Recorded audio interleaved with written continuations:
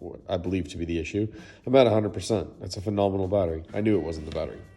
Okay, now if you are concerned that your starter wire is not right, now the starter on these vehicles is horrible. They're right beside the exhaust manifold. There's a tiny heat shield that's blocking it. So you can go and take it off your inner fender here, and you can actually see your starter sitting right there.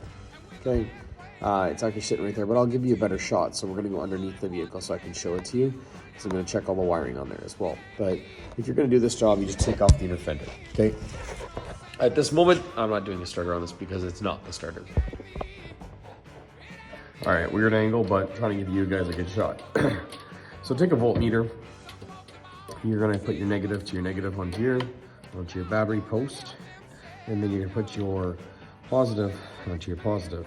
This should be pushing out 12 or higher. I'm at 12.69.